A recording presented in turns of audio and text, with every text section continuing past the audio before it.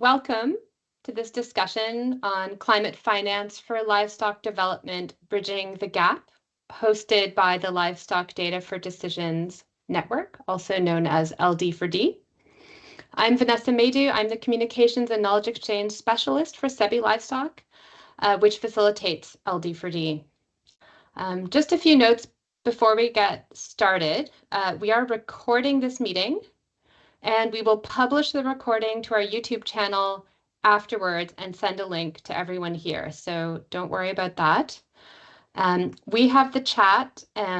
Please use it anytime to post your questions and comments. We have asked our speakers to try to address these throughout the meeting and during the dedicated question and answer session. If you have a question for a specific speaker, please mention their name so that we know who it's for. With that, I will hand over to my colleague Anna Miranda, who is the LD4D Development Manager, for a brief word of introduction. Hello, everyone. It's nice to have all of you here. So I'm going to start by telling you a little bit about our network. Next slide, please, Vanessa. So LD4D is a network that connects a wide range of organizations working in livestock in low and middle income countries. It includes governments, funders, civil society, private sector, and multilaterals. We have over 1,000 members worldwide. Next slide, please. So why focus on climate finance for livestock? So livestock is crucial for livelihoods and food security. Livestock can support climate adaptation. Efficiency and productivity gains can also result in lower emissions. However, livestock remains underfunded and receives only a tiny fraction of climate finance. So in a nutshell, this is the motivation behind our work in climate finance for livestock development. Next slide, please. So in order to promote more dialogue with climate finance institutions, LD4D convened a group of 20 international experts across a range of organizations. For example, we have FAO, ILRI, Government of Kenya, Cornell University, Napier University. Of course, today I don't have, unfortunately, time to mention everyone, but I want to thank all of our members who participated in this effort. You are welcome to say hello to everyone in the chat if you want. So the Solutions Group model is a pilot that we are hoping to replicate. And the idea behind it is to promote collaboration across organizations, sectors, and countries so that we can tackle key challenges in the livestock sector with innovative solutions. So the idea is that we harness a wide range of expertise, which will enable us to then answer complex questions that would be beyond the capacity of a single organization. And these collaborative groups, they can work on different challenges. For example, they can work on animal health challenges, on feed efficiency issues, or gender questions. So this is the first of, we hope, a series of solutions groups that will help us that will contribute towards more sustainable livestock systems. Next slide, please, Vanessa. So our solutions group produced a series of briefs exploring key barriers to climate finance, issues that stop investment in the livestock sector. So they help stakeholders, for example, to build the investment case, to quantify emissions, and also to design an enabling policy environment to receive climate finance. These briefs also contain interesting case studies that provide very practical examples of tried and tested initiatives. And our authors will be presenting them today. So next slide, please. So if you want to connect with us, here are some of the links. We would love feedback from you. You can also partner with us. There's a link on our website for that. You can join our LD4D network. You can also follow us on social media.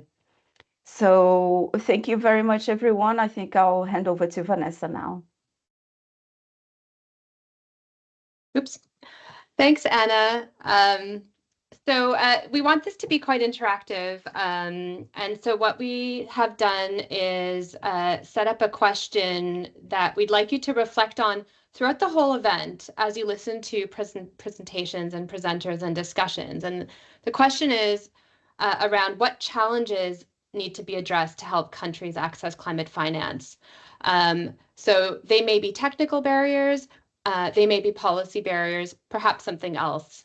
So what we've done is we have set up something called an idea board, which is a virtual whiteboard.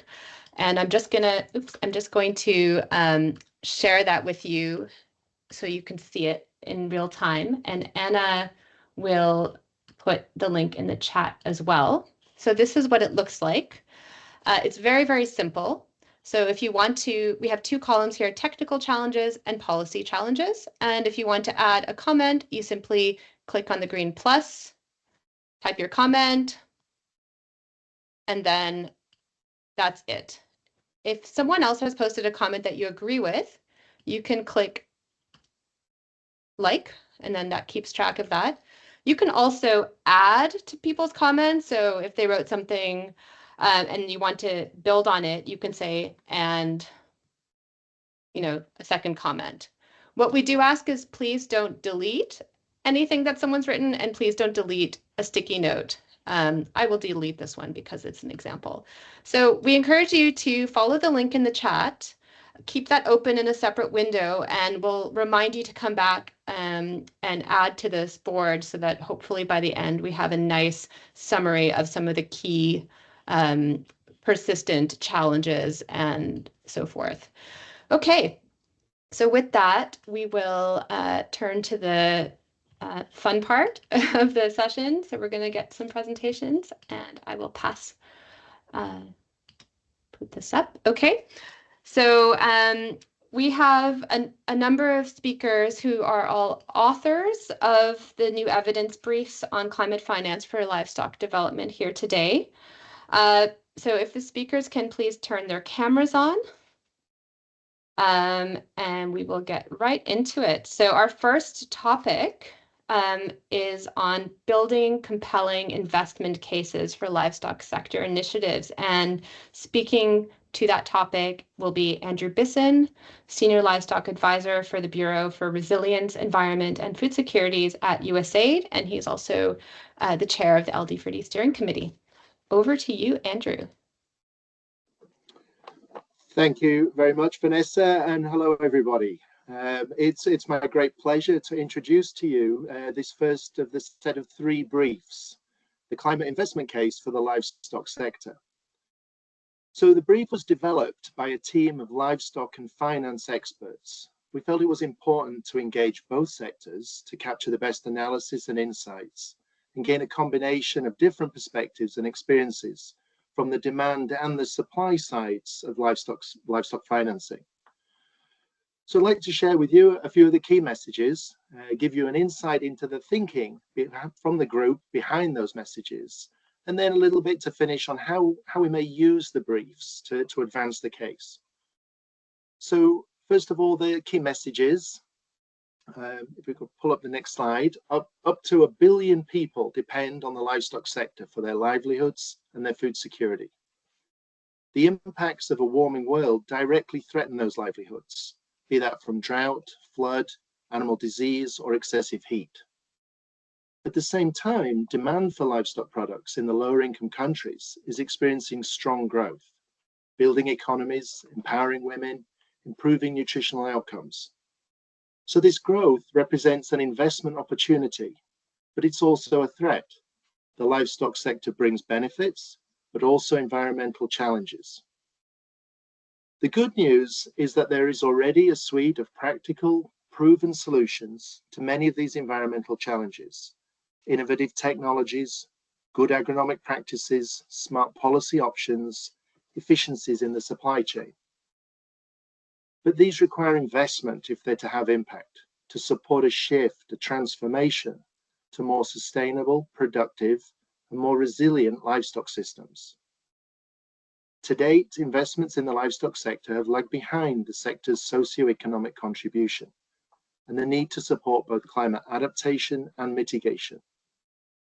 The brief highlights a number of reasons for this underinvestment: higher risks and lower profitability of loans, the informality of the livestock sector, an often weak policy environment, data gaps and monitoring challenges, and issues of scale and scalability.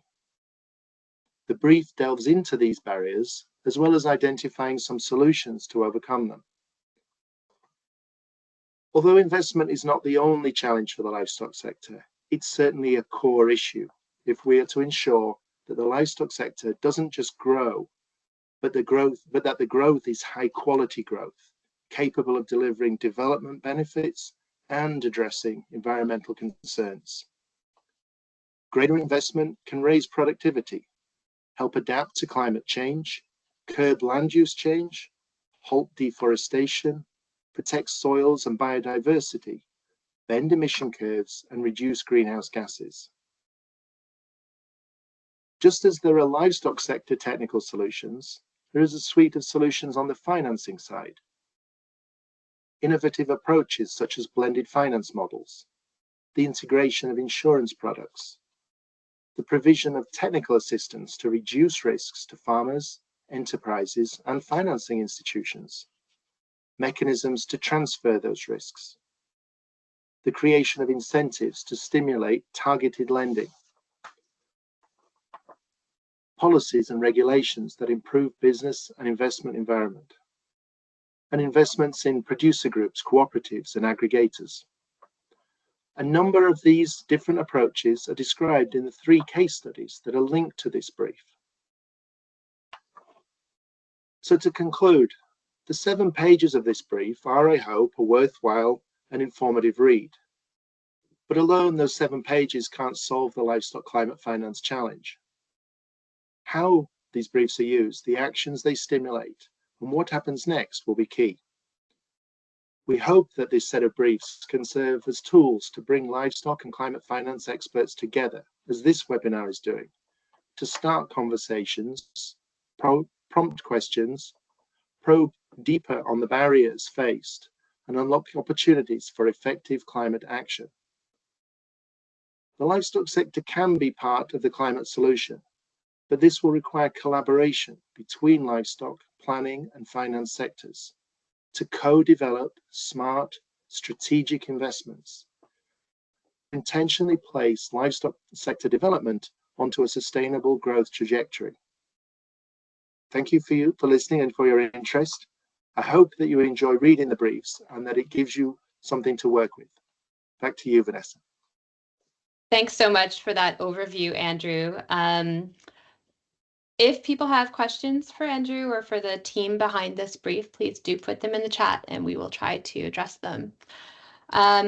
Next, we will explore some methods, the key methods for emissions quantification. So I'm going to turn to Danielle Niedermaier, who's the Senior Manager of Global Monitoring, Evaluation, and Learning at Land O'Lakes Venture 37, and Gareth Salmon, a Senior Researcher from SEBI-Livestock. Thanks, Vanessa. So this is the second brief here in the series, and this summarizes globally recognized methods for measuring emissions in livestock systems. This is essential for planning, implementing, and assessing projects seeking climate finance. The target audience for this brief is finance applicants as well as financiers. And the brief provides an overview of key methodologies for calculating livestock emissions. And these methodologies cover the range of a wide range of agroecosystems and management systems. Estimating livestock emissions is often necessary for successful project proposals.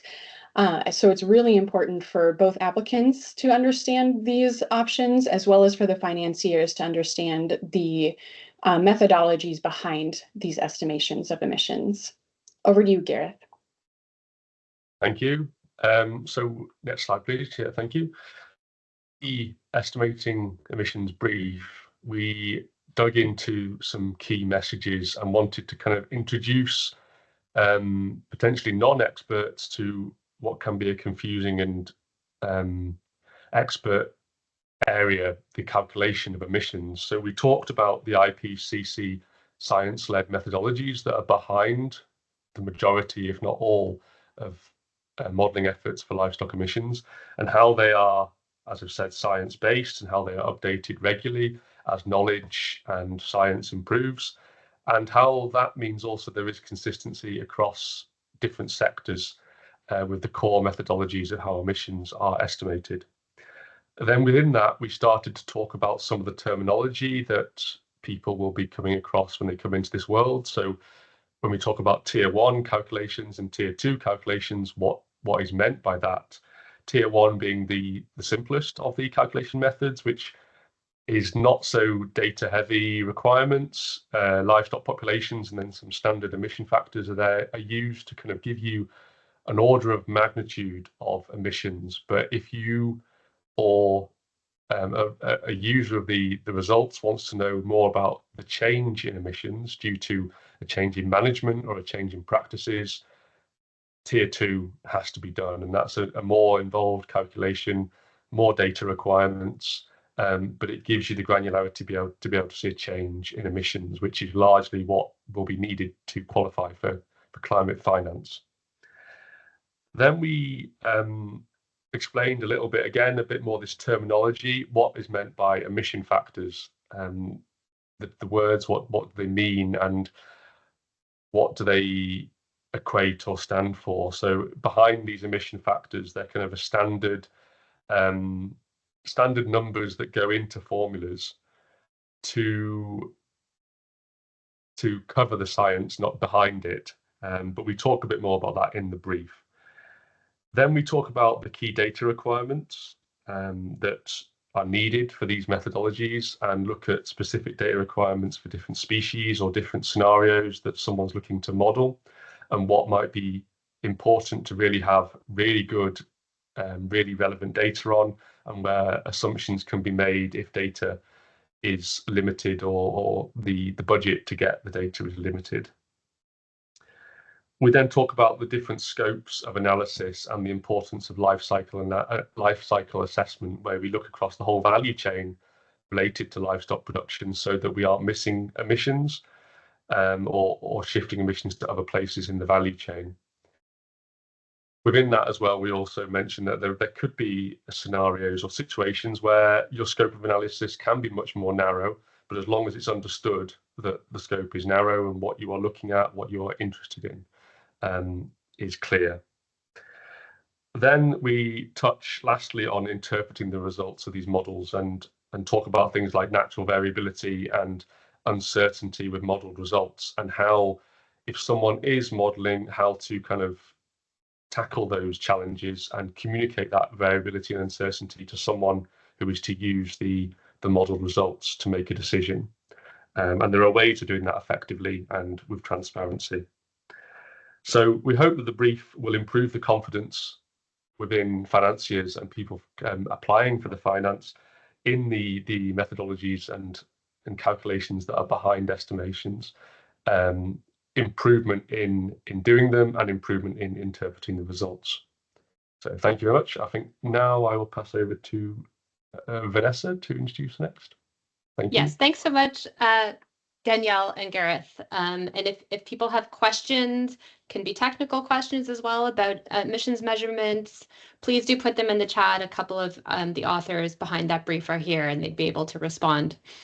Okay, finally, in this session, we're going to hear about strategies for developing effective national policies that can really help countries leverage climate finance for its livestock sector. So for that, I will turn to Laura Cramer, who is a policy engagement specialist for scaling climate smart agriculture at the International Livestock Research Institute, ILRI. Over to you, Laura. Thank you, Vanessa. I hope you can hear me okay. So this is the third in the series, and it really is a good companion piece to the other two, because I think taken all together, this really shows how climate finance can be unlocked. And policy really is one of the key parts to this. So, you know, you can ask for money to do something, but if you haven't built it into your national plans and strategies, the financiers might kind of think, well, why should we fund this if you haven't put this into maybe your nationally determined contribution or your national climate change action plan or anything like that. So what this brief really tries to do is to showcase for national decision makers why they should be building these targets for livestock into their policies and strategies, because this is one of those keys that can help unlock the access to climate finance. It's not the only thing that is needed, though. There are, you know, like Gareth and Danielle were just explaining, we need ways to measure these things. And it's, yeah, there's more to it than just this, but this is one of the key pieces. So this is aimed at the people in low and middle income countries that are making decisions and developing strategies. Like I mentioned, the nationally determined contributions, we know those are underway right now to be submitted in February next year for the time period of 2031 to 2035. So this is a really critical moment. I hope if anyone from countries who are working on their NDCs right now, if you're listening, you know, please get in touch with us or get in touch with your live experts to talk about how you can build targets in if you're not already doing it. And of the currently existing NDCs, only 36% include livestock mitigation actions, and only 55% include livestock adaptation actions. So there's a lot of room where those documents especially can better incorporate livestock into them. And there's other things like national climate change action plans, national adaptation plans that can also incorporate more livestock actions in them. And one of the key messages, you can go to the next slide, one of the key messages is that we have a lot of information about what can be done. And we know that some of these actions can have additional benefits, like improving food security, improving nutrition, and even developing livelihoods and economic development for countries. So there are a lot of co-benefits that can be achieved by incorporating these things as well. Some of the barriers that we talk about in the brief, why this maybe isn't happening yet, is that maybe there's low awareness between different ministries in terms of maybe people in environment ministries are not aware of actions that can be incorporated for livestock. Maybe livestock or agriculture ministries are not as tapped into the environmental ministries and feeding them such information. So really having coordination mechanisms in place to get these conversations going is one of the success factors that we found. And then also coordinating actors around resource mobilization, because it's not just those line ministries of environment and agriculture. You also need national treasury involved in order to access climate finance. And so bringing these all together really is one of the key things that we found. And then some of the things that Gareth and Danielle were talking about in terms of how do we standardize that data collection, because being able to show and demonstrate that you are making progress in mitigation or adaptation is one of the key things that climate financiers want to see. So having those methods in place is also really critical. And then tailoring the plans to local contexts. And one of the things that you'll see in the brief, and we'll hear from others in a few minutes, is that, you know, it's not a cut and paste activity. The local context really does need to be considered. So the brief has these 3 case studies, and each of those case studies looks at what is the policy context for, you know, what were the existing policies, how was livestock considered within them, what were the coordination mechanisms, and then how those came together to unlock climate finance for those 3 countries. So those case studies are really, I think, good examples of how these things all come together to really help unlock climate finance through policies.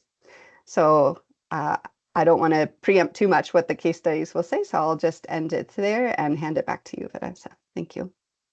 Thanks so much, Laura. Before we jump into the case studies, just you mentioned policy barriers. We've heard some technical barriers. You yourselves in the audience may have encountered other barriers, perhaps some additional things we haven't thought of. So do take a moment. Anna will paste the link in the chat again. Add these to our idea board so that we can capture everything. I'm going to see if Bernard Kimoro is in the call. And if he isn't, we will turn to Sintayehu Alemayehu for the first case study from Ethiopia. So I don't see Bernard here. So Sintayehu, is that okay if we begin with you? Yeah, absolutely. Great, go ahead.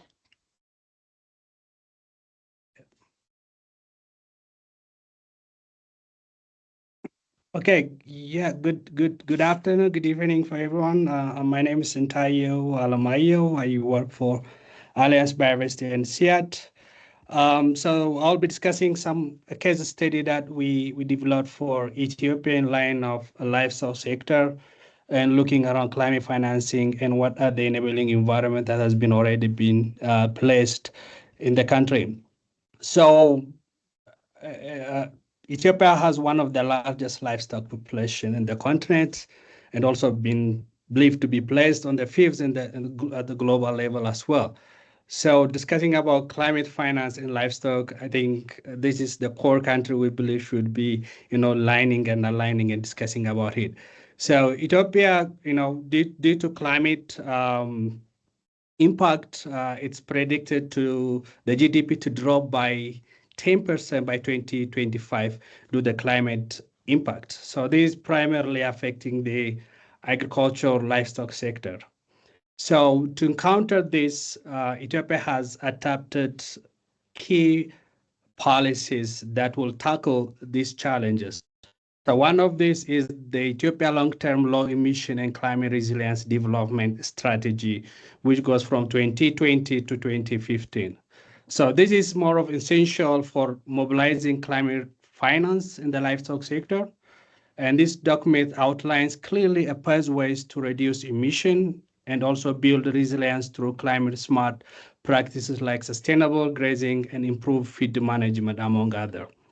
So by aligning this global climate commitment, the strategy boosts Ethiopians' appeal to international investors and also provide a supportive policy framework, making it more easier to attract private and public funding for sustainable livestock initiative. So the other strategy that they have been put is 10-year development plan, which actually include the livestock sector and among other. This plan incorporates climate resilience into economic growth strategy, focusing on agriculture and energy as well. And the third one is, which is mainly also predominantly in what we call the CREG strategy, which is the climate resilience green economy, which aims to reduce greenhouse gas emission and also foster sustainable practice across agriculture, energy, resource management. And as other countries, with the commitment of NEDC is the updated national determination contribution.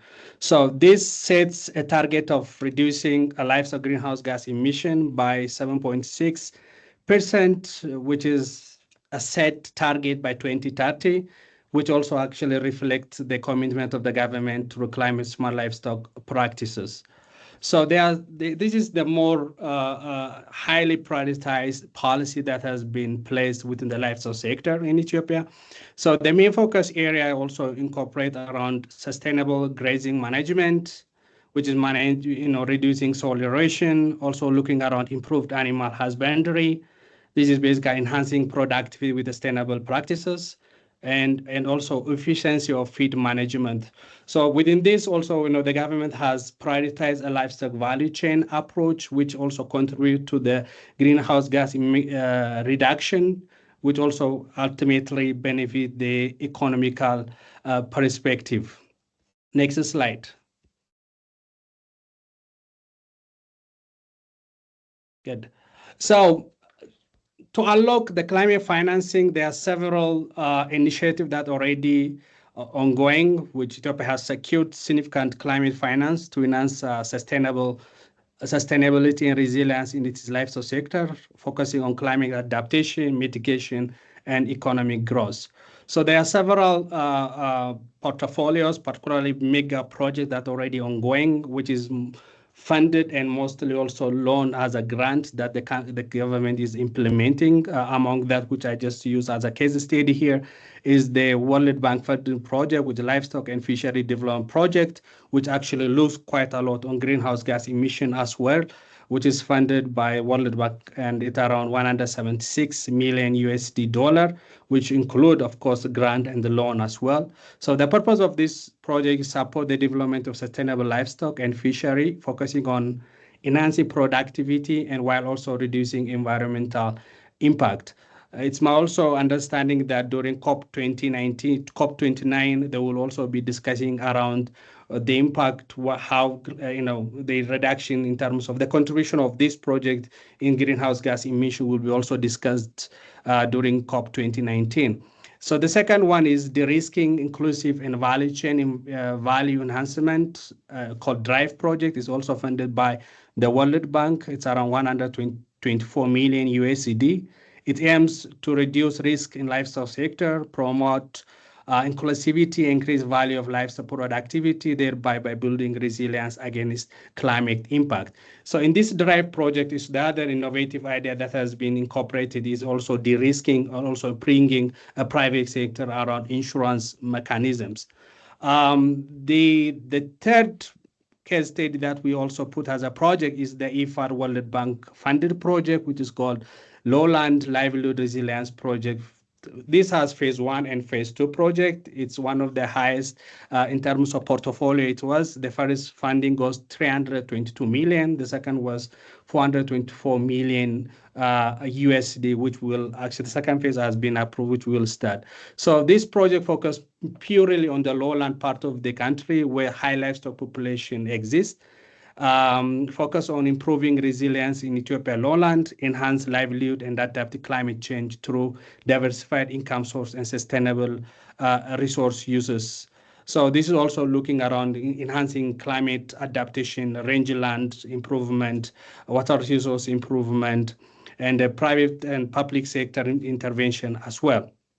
So the key outcome in intervention, which we summarize here, is enhanced pasture management, which is to improve grazing practice to prevent overgrazing, land degradation, fodder production, this type of local fodder cultivation to reduce reliance on degraded natural resources. Animal health, this is looking at veterinary services, expanding the veterinary support to improve livestock health and productivity. We also have around water harvesting infrastructure to capture, store water, crucial for dryland season and also climate resilient. And we also have around livestock breed improvement, which is also promoting resilient breed that can be, withhold and environmental stresses. So this intervention collectively supports Ethiopian goal for climate adaptation mitigation within the livestock sector, while also simultaneously strengthening food security and rural livelihood. So there are other ongoing efforts in terms of improving the MRF with the measurement, reporting, and verifications. So Ethiopia is enhancing MRF system to provide accurate, transparent data on the livestock emission. This will improve and support comprehensive understanding of greenhouse gas emission in the livestock sector, highlight key mitigation opportunity, enhancing Ethiopia's ability to report progress in line with international standard.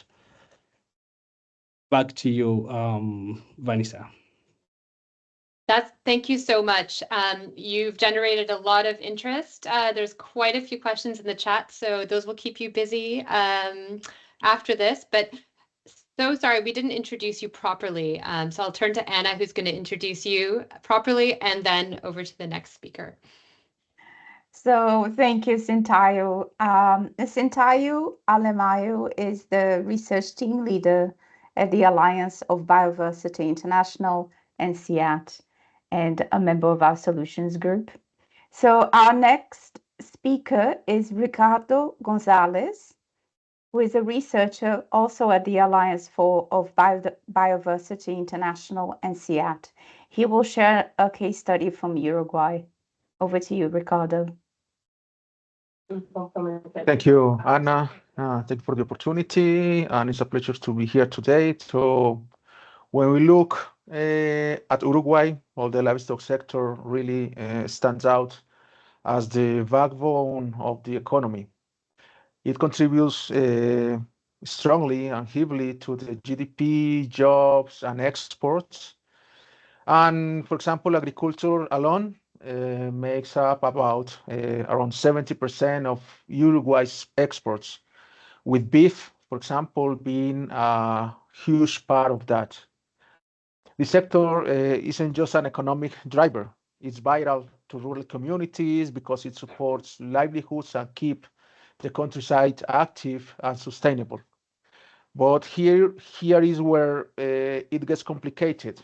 Uruguay livestock production relies on lots of natural rain-fed grasslands, for example, which means it is extremely vulnerable to climate change.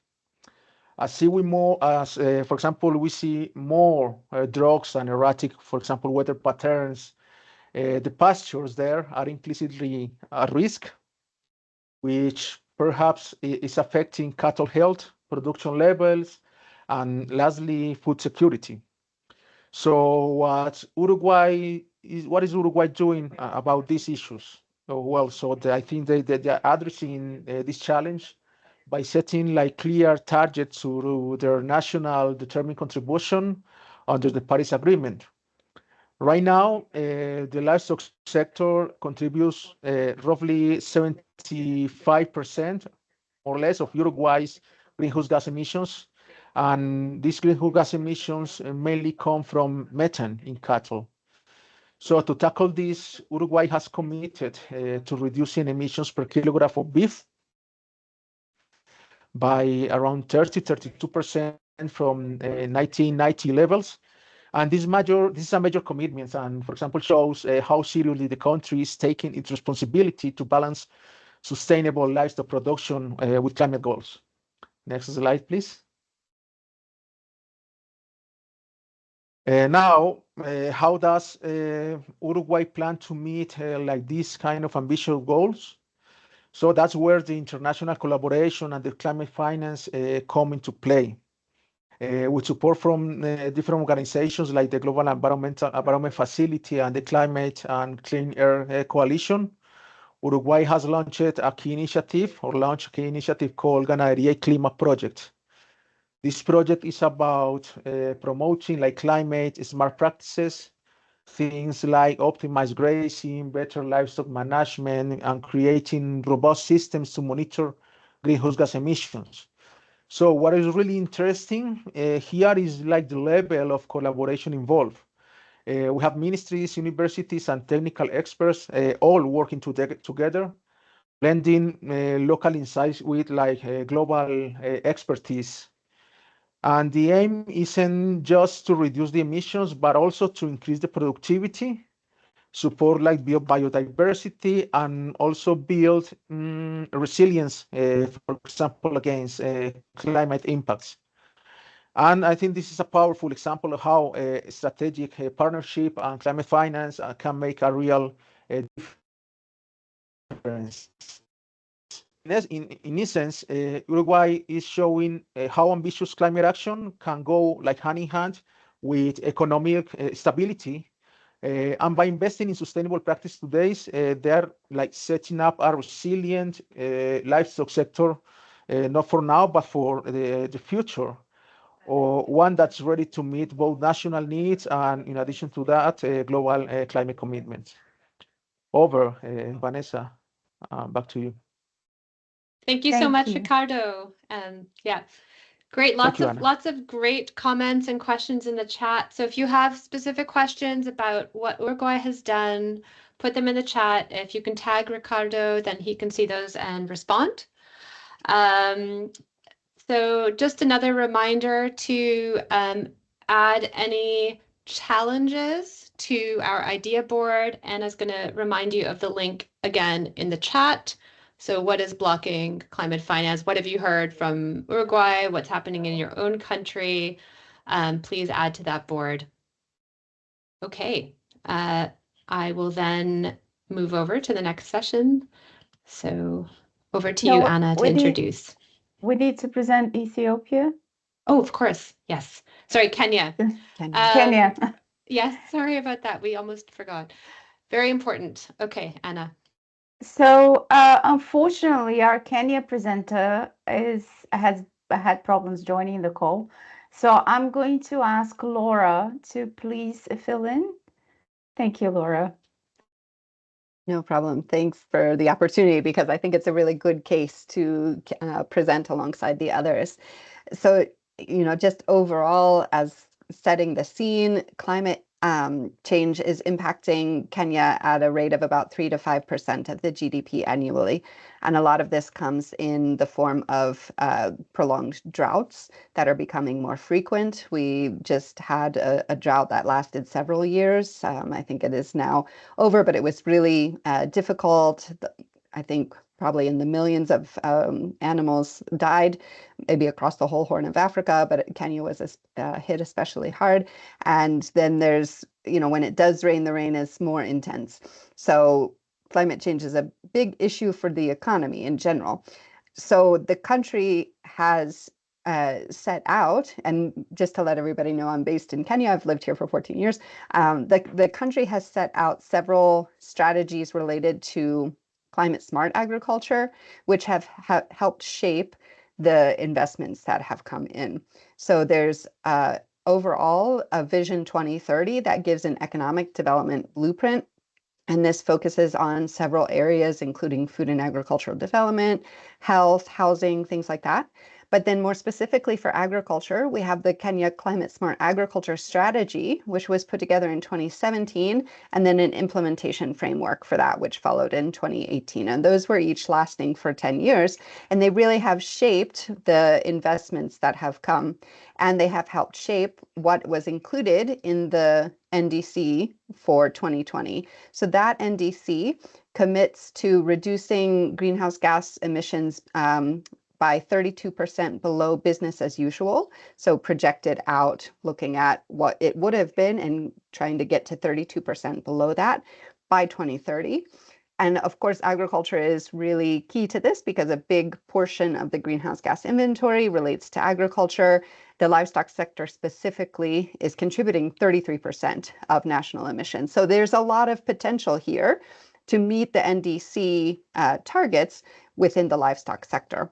So if we go to the next slide, those targets and the Climate Smart Agriculture Strategy and Implementation Framework have helped bring in these investments in the livestock sector. So just a few of them are coming from, several are from the World Bank actually. So the first one is on the Climate Smart Agriculture Project. This ran for several years. It brought $65 million for implementing actions within CSA. So, and that was very aligned to that strategy and implementation framework. Similar to what Sintayehu mentioned for Ethiopia, the DRIVE project, de-risking inclusion and value enhancement for pastoralists. This is a Horn of Africa project, so it's regional in nature. It's operating in Ethiopia, also in Kenya, where $150 million have been put into things like the livestock insurance that Sintayehu was mentioning. For IFAD, they've invested $56 million in livestock commercialization. This is working on value chain development, but when you're doing that and you're increasing productivity, it's lowering those emissions intensities from the livestock sector, which is helping meet the NDC target. And then there's also a Green Climate Fund project that is $20 million for ending drought emergencies. And this is, of course, really key because drought hits the livestock sector very, very hard. And some of the outcomes that we've seen from these projects are an increase in animal productivity between 10 and 30%. And of course, that's really helping livestock keepers. It's improving the animal health. It's reducing animal mortality. That has gone from 70% to 20% in some of these projects. So incomes are increasing because your animals are not dying. And those livestock emissions are also being reduced, which is, again, meeting those targets toward the NDC. And one other thing that is a future initiative, it's in development now, and that is the dairy interventions for mitigation and adaptation.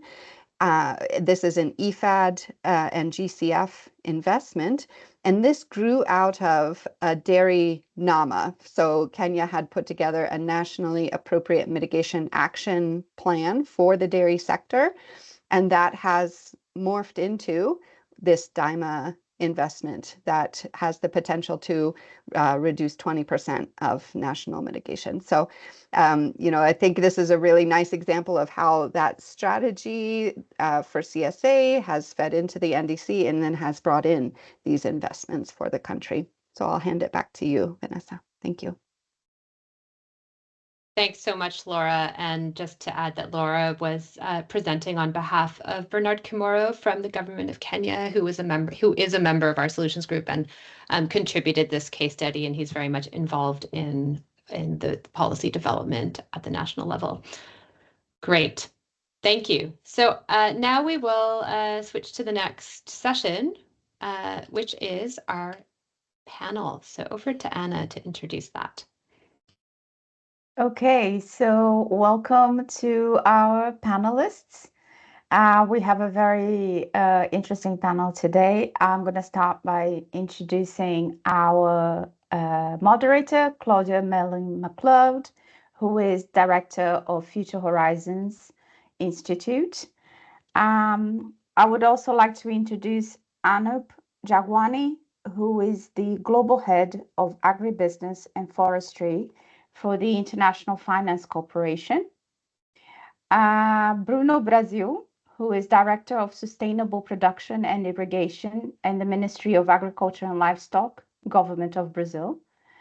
Leonardo Gava Mataram, who is Senior Brazil Agriculture Transition Manager for Climate Bonds Initiative. And Harsha Vishnu Molakala, who is the analyst for the Climate Policy Initiative. So I'm going to hand over to Claudia for the panel discussion. Thank you. Thank you. Can all panelists turn their cameras on? Thanks. Thank you, and good morning, good afternoon, everyone. It's a real pleasure to be here moderating this discussion. I think that the Climate Policy Initiative doesn't need an introduction. My first question goes to Harsha. Harsha, we know that CPI has produced a new report with FAIR initiative, and it's on climate finance for livestock systems. Can you tell us a little bit about that? What were the main key takeaways from your research? Thanks, Claudia, and great to see everyone here, and thanks to LD4D for hosting the session on what is a critical topic. I guess before we jump into the key findings from our report, maybe we can set the scene to help understand what our report's about and what the key findings are. So, as mentioned by my fellow speakers on the session, and to risk repeating everyone, the livestock sector has quite a substantial footprint, both within agri-food systems and globally.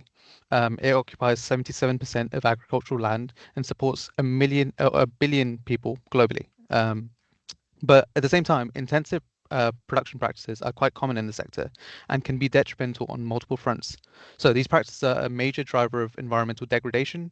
They contribute to approximately 20% of greenhouse gas emissions globally, drive habitat loss and species extinction, just to name a few. So while there are several interventions that can address the risks and negative impacts associated with intensive production, their effectiveness and market readiness are not well understood. And there's also a critical gap in the analysis of financial flows towards these interventions, which is where climate policy comes in, given our expertise in climate finance. So Climate Policy Initiative, the FAIR Initiative, and Vibrant Data Labs collaborated on this report, which will be released in the next few months, which aims to help investors identify and assess the climate mitigation potential and the viability of 22 on-farm interventions. And these interventions are frequently cited within the livestock sector as a way of addressing climate and nature risks from intensive production.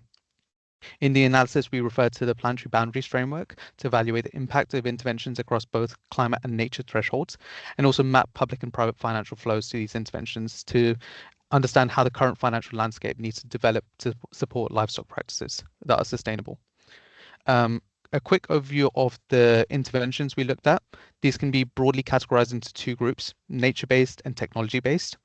Nature-based interventions are those that leverage natural systems like trees, soil, water to sequester carbon and enhance biodiversity. So these are your cover crops, applying biochar, crop rotations, and so on. Tech-based interventions, on the other hand, are engineered solutions, and these may relate to agricultural machinery, precision technology, and their focus is on reducing emissions and potentially mitigating nature impact. So these are animal feed additives, anaerobic digesters, and so on. So comparing the two different types of interventions, we see that nature-based solutions, on average, offer multiple co-benefits, so improved soil health, water conservation, habitat restoration, addressing both climate and nature risks simultaneously. In contrast, tech-based solutions we found are a bit more siloed in the sense that they primarily focus on emissions reduction and offer quick and measurable climate benefits, but with limited impact on broader ecological factors. So all that to say, that's the overview of like the report's focus and what we're looking at. So what did we actually find? So when we look at the financing for these solutions, we find that public and private funding for these solutions are very considerably low. If we look at public funding just specifically, we see around $285 million per year, which represents about 0.1% of all public finance, climate finance tracked in the same period in 2021 and 2022. A significant portion of this went to livestock rearing and management. The second highest amount went towards animal feed production interventions, and very little was tracked towards crop and animal waste management. The majority of the financial flows that we do see are from multilateral DFIs, who contributed just around 2/3 of the finance, followed by governments. And the financing mechanisms to support these interventions were mainly through grants, and then secondly through concessional debt. The same can be said for private funding. We tracked mainly US venture capital investments into agricultural technologies, and we found very similar kind of trends in terms of focus on animal feed production and also low climate finance volumes. But I guess the main takeaway from this report is around the composition of nature versus tech-based investments and which received the most finance. From our research, what we saw is that both public and private capital flows are skewed towards tech-based interventions with little consideration for nature co-benefits. So why we see a significant gap or a lack of finance for nature-based solutions is it can be attributed to multiple factors. They often involve changes in land management rather than tangible assets. So it can be unsuitable for conventional financing like debt and equity, which require collateral. So nature-based solutions often require unsecured credit, which may be harder to obtain and more expensive. They're also a bit more complex than tech-based interventions. They require knowledge of local practices, extensive training involving multiple stakeholders. They also have longer timelines for the environmental and economic benefits to be realized. They also are difficult to measure impact on. There's a lack of standardized KPIs and reliable data surrounding them. And finally, there's a lack of internal buy-in from farmers in some cases who see implementing nature-based solutions as somewhat risky. An example of this maybe is we can see to some of the widespread farmer protests that happened last year when it comes to the European Common Agricultural Policy, when it comes to supporting nature-based interventions. So it's not comprehensive and complete picture, but it's just to show that lack of there is a buy-in that needs to be made or achieved to get nature-based solutions on board. And then finally, just to round us off, how do we bridge the financing gap towards nature-based solutions? what can be done. So some of this stuff has already been kind of mentioned in the call today, but just to quickly run off a few things is a focus on innovative financing mechanisms that link financial returns with long-term environmental outcomes. They're key. Making financing accessible and less expensive by de-risking investments through guarantees or insurance products. Engaging with policymakers to support a policy environment that's supportive by contributing to working groups and consultations on repurposing harmful subsidies. There should be a focus on funding training, education, and pilot projects to help equip farmers and local communities to deploy nature-based interventions and to develop proof of concept models that can demonstrate environmental and economic viability. And finally, there's a great need to leverage public and private partnerships to overcome administrative hurdles, project complexity, and build develop capacity building to benefit the farmers. So I'll stop there, and thanks, everyone. Thank you so much, Harshad. This is super interesting. I very much look forward to reading the report when it comes out. Encourage everybody to check out the link here in the chat. My next question is for Bruno Brazil from the government of Brazil. And we'd like you to talk a little bit about the ABC plan, Bruno. And also, we know that there's been an ABC Plus plan, and they were established to reduce emissions and promote sustainability in livestock. Can you tell us a little bit about which specific financial instruments or partnerships you think have been most effective in mobilizing climate finance and supporting implementation of these plans? Over to you. Hi, Claudia. Thank you very much for LD4D for the invitation to be here and to join this panel. It's a pleasure to talk to you about the low carbon agriculture plan implementation in Brazil, our ABC plan. So, but before explaining a little bit and giving you a brief overview of the plan, I would like to give more information about the main challenges and the main premises that we must follow in Brazil regarding sustainable agricultural production and policymaking in this context.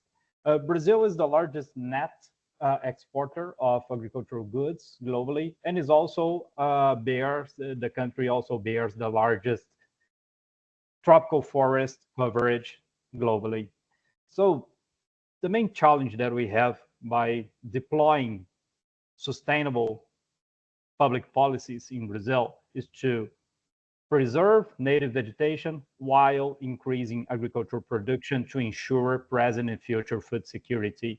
And how do we do that? By implementing our national policy to fight climate change and some sectorial policies dedicated to it. So while we have some sectorial policies dedicated for command and control and preserving native vegetation, we also have a sectorial policy that targets agricultural production, specifically in Brazil. That's our sectorial plan, which is called the Low Carbon Agriculture Plan. It started in 2010, and it's based in providing science-based solutions. I'm talking about sustainable practices and technologies for our farmers and ranchers, so they can adopt them and take advantage of technical assistance provided by the government, together with financial instruments such as rural credit lines and loans provided by the government with lower interest rates. That gives them the instruments to adopt sustainable practices such as recovery of degraded pastures, integrated livestock crop forest systems, planted forest, no-tillage systems, and use of biological inputs, and so on. During the first decade of the implementation of the ABC plan, ABC is the acronym in Portuguese for low carbon agriculture, we managed to expand the adoption of sustainable practices and technologies in 54 million hectares in Brazil, leading to a mitigation of 193 million tons of CO2 equivalent. That was implemented in all 6 biomes of Brazil from 2010 to 2020. And for this decade, from 2021 to 2030, we have implemented the second phase of the low carbon agriculture plan, which is called the ABC Plus plan, that targets the expansion in over 72 million hectares in Brazil of the adoption of those sustainable practices and technologies, leading to a mitigation of over 1 gigaton of CO2 equivalent. And we have added also other technologies specifically dedicated to resilience and mitigation of greenhouse gas emissions in livestock production, such as intensive fattening and termination, leading to a reduction in the average age of slaughtering in beef cattle in Brazil, leading also to a mitigation in methane emissions, and also manure treatment and irrigated systems. By taking advantage of all those technology, we are creating a virtuous circle of investment in Brazilian agriculture and livestock production, because we are showing to the financial system which are the producers, the ranchers that are adopting the sustainable practices, and they are receiving incentives from the government through these credit lines provided by the ABC plan with lower interest rates, and they become more attractive also for private investment. They can have access more easily to private investment and to loans provided by the private system. So we are creating a leading edge of ranchers and farmers in Brazil that are early adopters of those sustainable practices and technologies.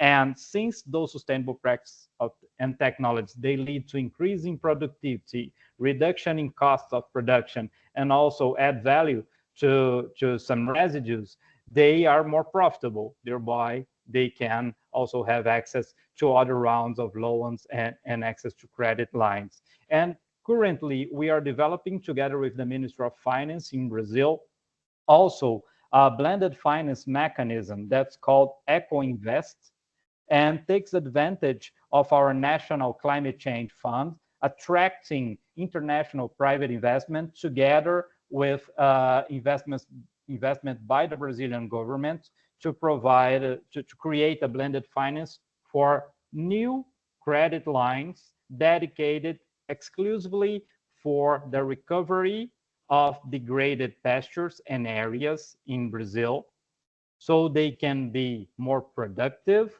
and adopt sustainable practice and technology. That's being implemented through our national program of recovery and conversion of degraded pastures land in Brazil.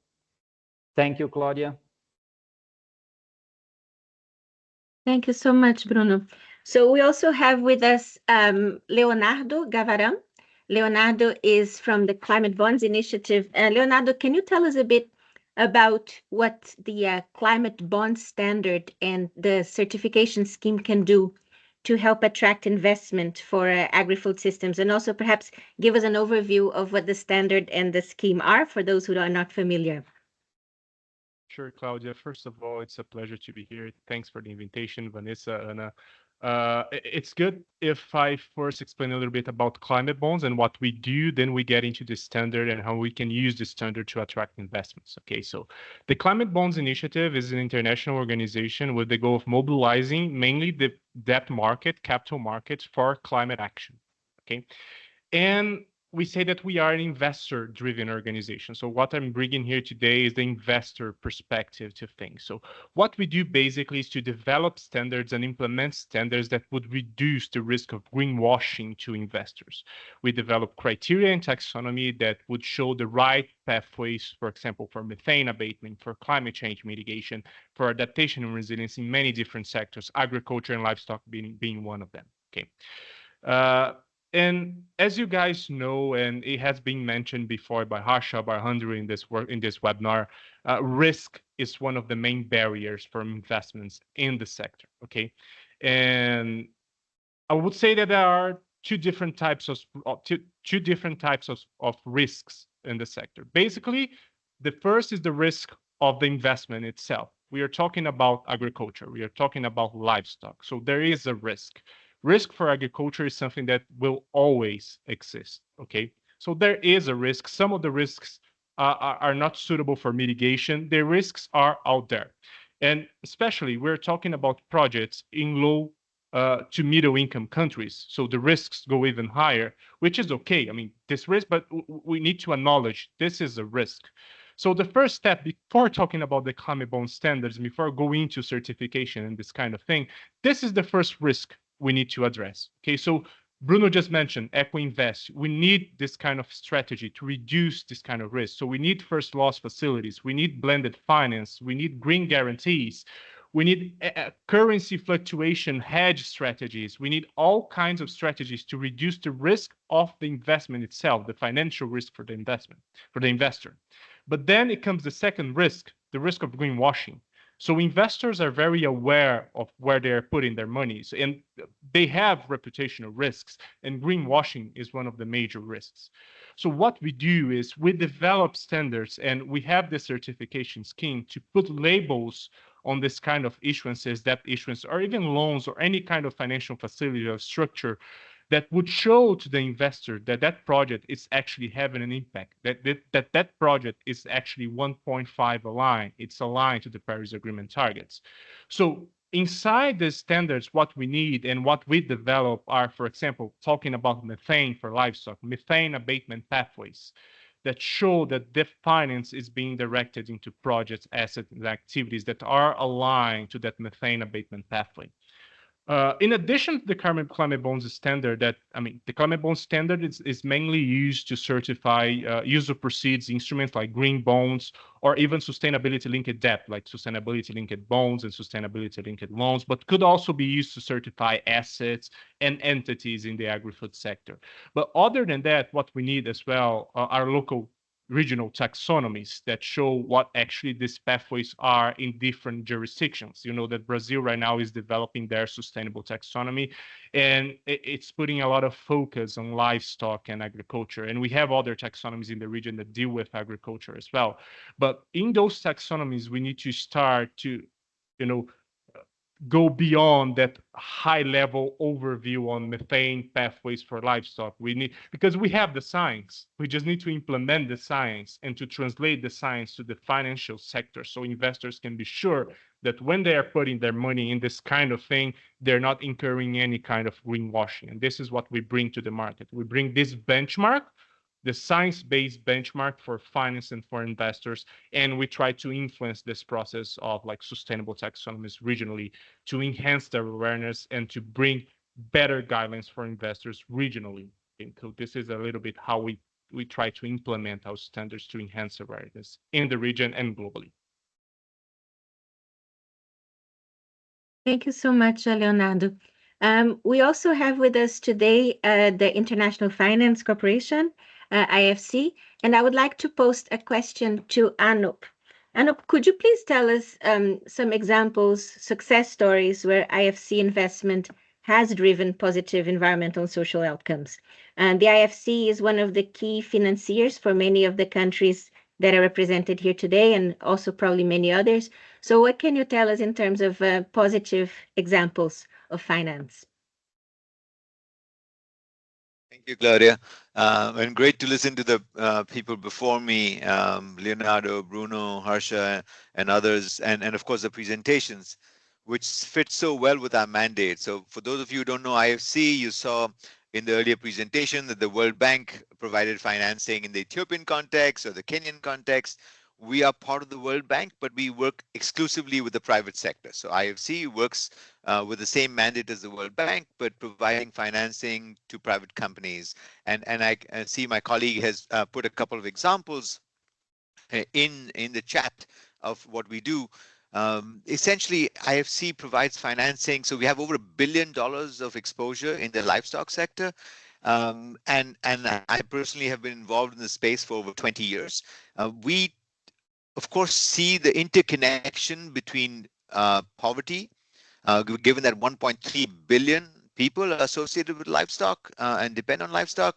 We see the links to nutrition, which is important, and also now, of course, climate change, which has been mentioned several times over. And it's an interesting story, and I will build on this story. Many years ago, almost 20 years ago, I met a farmer of one of our clients in India. So Suguna is this company that does poultry in India.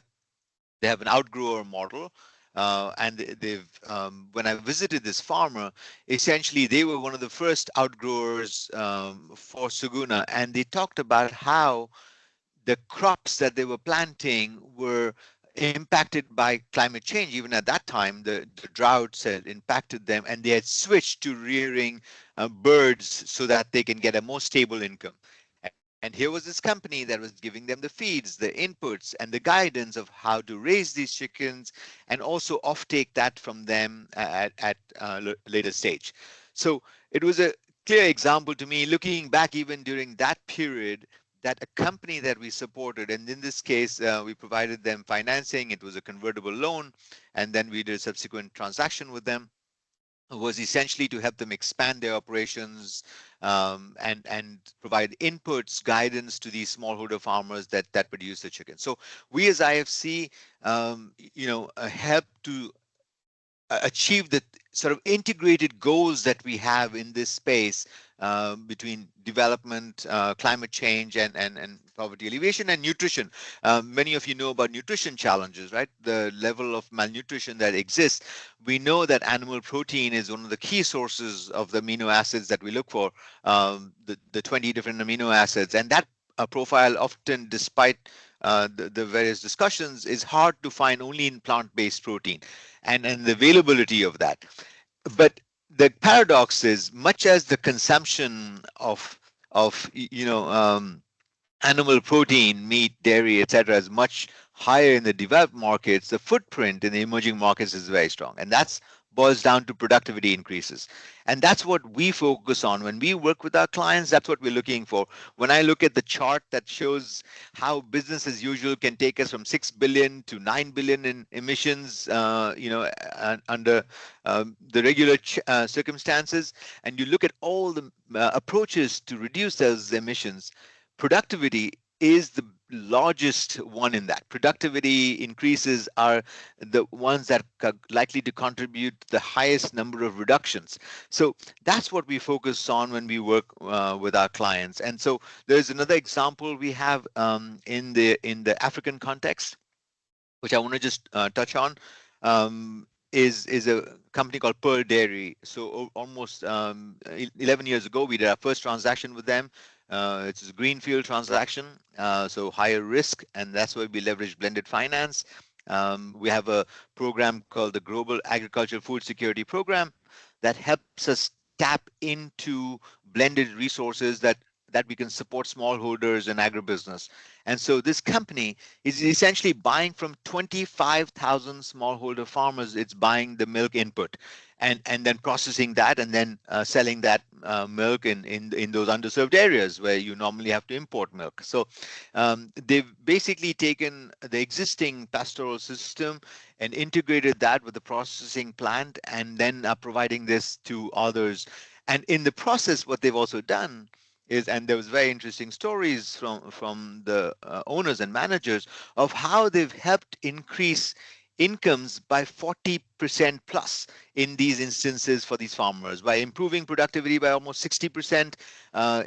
They helped improve incomes by about 40%. They just showed them little interventions that could help increase productivity per animal, such that it led to increased incomes, and it had a significant impact on emission reduction. I saw in the chat over 20% emission reductions from a business as usual scenario. So we've got these examples of where we work with these companies that achieve these multiple goals in terms of both reducing emissions, increasing incomes, and making available animal protein that is responsive to the needs of people. So Claudia, I'll pause there and happy to take if there are any questions that come. Thank you. Thank you so much, Anup. I think that you touched on a very important point here, which was exactly the income of farmers. So that's one of the central issues that we need to take into account. It's not just about the technical challenges and the access to finance. It's who benefits at the end of the day. Is it big agribusiness? How does that trickle down to the producer? Because you have been so good at timekeeping, we have a time for a few more questions. We have some questions from the chat, but before we go there, I would like to just go back to you guys and just for a quick run. And I'll give you the choice between two questions, and you see which one you would prefer to answer. The first one would be, what do you think are the key technical challenges that need to be addressed? And I think we've already heard quite a bit about that. So what are the technical challenges to unlock climate finance? And the second one has not been mentioned by anyone, and it's about gender. So how can we address the gender issue? What mechanisms can be deployed to ensure that climate finance supports gender empowerment in the livestock sector? So over to you. I would like to ask you to keep your answers very brief, maximum 2 minutes, so we don't run out of time. And I would like to start back with you, Harsha. Yes, thank you. So maybe I can tackle the gender question first, given yeah, it's not been tackled before. I think technical assistance and gender mainstreaming technical assistance is critical in the space when it comes to gender issues and specifically targeting women within the livestock sector. The local financial institutions within a lot of kind of countries, specifically within sub-Saharan Africa,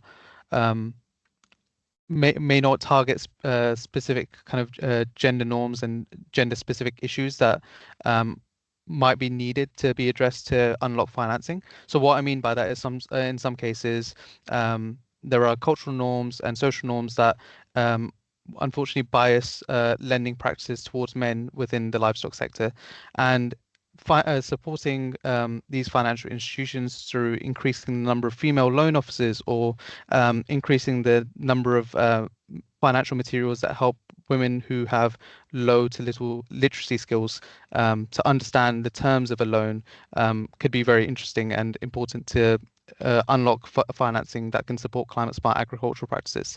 At the same time, supporting design of flexible repayment schedules for loan products can be a way to improve the financing for women in agriculture. I think there's also increased use of capital market instruments like gender bonds, which we see as quite nascent in space, especially within sub-Saharan Africa, which hold great potential for unlocking greater financing and also act as a way to aggregate smaller ticket sizes and help unlock financing for women. So I would say those are the key kind of takeaways from me. Thank you so much, Harsha. Bruno, over to you. Technical challenges or gender? Well, building on the technical challenge question, I believe several aspects were addressed here, but I have 2 points here, which might be technical or not, but are for policymakers and financiers. First of all, is understanding agricultural production as a private activity, whereby if you're not considering the farmer's needs, the rancher's needs to make profit and to develop their business, you're not going to really keep that moving towards sustainability for the long term. As soon as you stop deploying any public assistance on that, that will revert back and you'll have all your results raining out, going out. And regarding the gender question, well, I believe representation. It's hard to do that. That should be pushed forward. We are experiencing that right now in the new administration in Brazil, really pushing forward to have representation of gender in all the spaces, and from the policy making to private business to running companies to small family farmers. All of that, you must have the perspective and the view from women, from all this diversity that we have, in order for them to really see the specificities and what are the main challenges in the daily basis that you must tackle when you are in an unbalanced gender environment, as we have in several countries in most parts of the world. Thank you so much, Bruno. I see we have only 10 minutes left. So in order to also enable our participants to ask some questions, I'm going to hand over to Vanessa. And before we do the wrap up, Vanessa, over to you.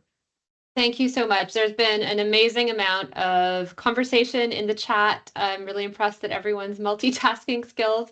I've tried to tag some of the panelists, so if you have a moment to breathe, if something came up with your name on it, do take a the opportunity to answer the question. There was just one quick question which I thought would be worth touching on, and that is for the panel on about the metrics that they use to monitor climate impacts and improvements. Are they rigorous enough to be tied to financing? Perhaps we can just hear from one person who might have some positive news on that.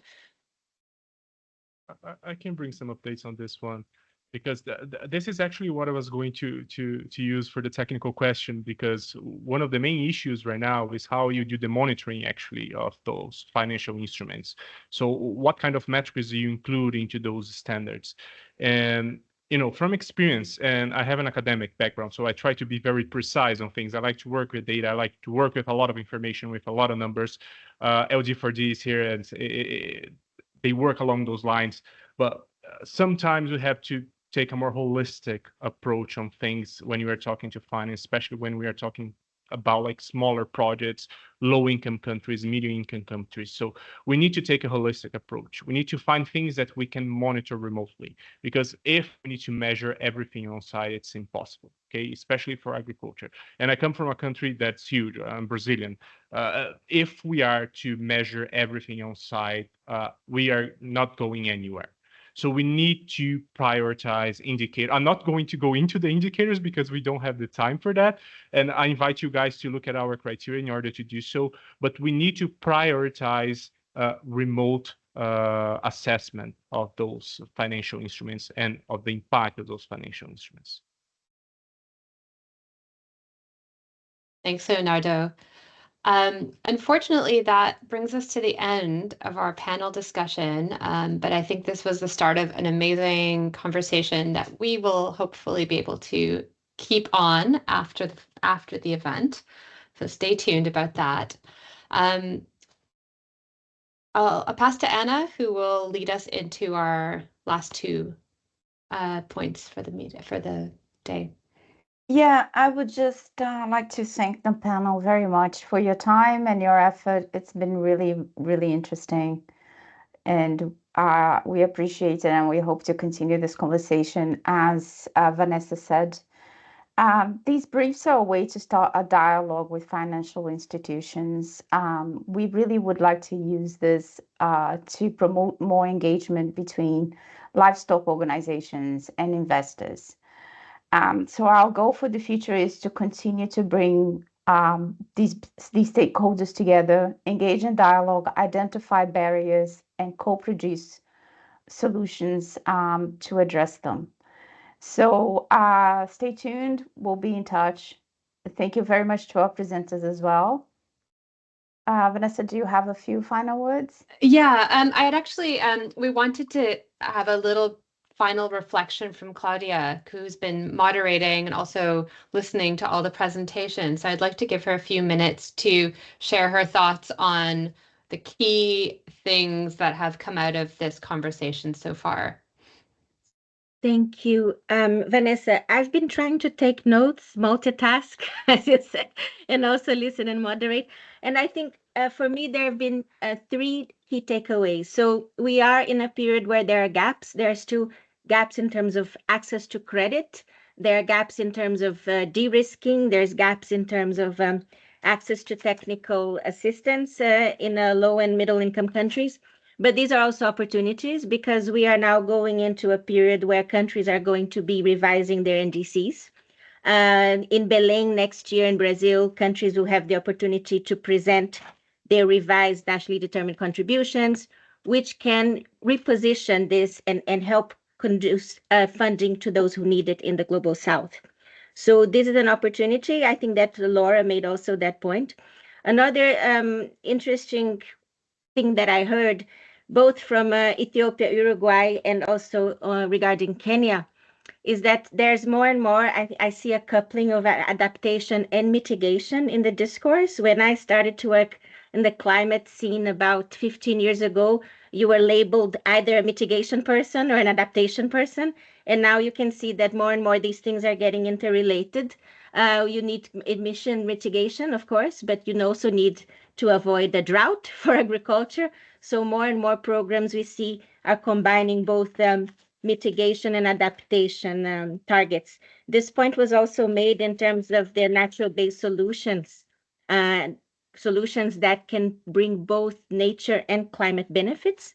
So that is something that I think we're going to be seeing more and more of. But it was also mentioned that these are the most challenging. In a way, it's really easy for an investor to put money into a high-tech feed or some technological production that, you know, you can have very neat quantitative data to prove. But at the end of the day, you know, whether that brings the most benefits in terms of nature, climate, and people is a question.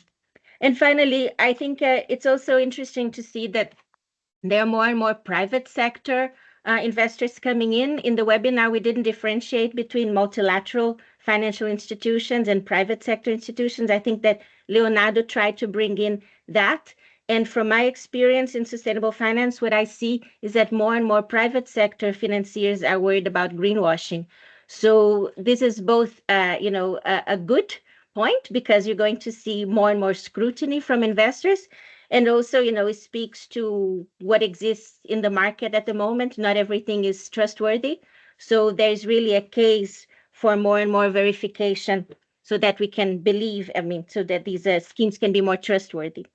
So I think I'll conclude here, and also, you know, take the opportunity to thank the organizers for inviting me to moderate the webinar, and to thank you all for your great presentations.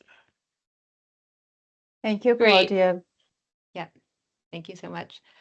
Before we leave, I just wanted to share a few follow-ups. So Anna had started to mention that this is, you know, this is an ongoing conversation. We hope to build on the work of the Solutions Group and use some of your input to shape the next steps and next directions. And clearly there's a lot of interest in this topic. We had over 400 people register, about 180 people at the peak. So I think there's surely a lot of interest. And Anna, do you want to say anything else on that before we close? Yeah, please sign up to our newsletter, get in touch, give us your feedback. We'll be also compiling all the thoughts and feedback that we got in the idea boards, and that will help us to kind of establish the next steps and other activities. But thank you very much to everyone who has attended, our Solution Group's member, and our panelists. Great. And just before we go, I'm gonna change the settings so we can all turn our cameras on and just say a quick hello and goodbye to the camera. I'll take a group photo. So if you want to be photographed, please stay. If you don't want to be photographed, you can just turn off your camera. So just a moment. Let me see if I can change the view here. Okay. All right, everyone, when I say 3, you're going to wave. Okay, just a few moments until my computer allows me to do this. All right, ready? Okay, 3, 2, 1. Thank you. Okay, great. Thanks, everyone. So stay in touch. We will send the video recording of the meeting and a brief report back afterwards, and we will find a way to continue the conversation. So we're very grateful for your time. Thank you, Vanessa. Thank you. Bye. Thanks, everyone. Bye. Thank you. Bye, everyone. Thanks,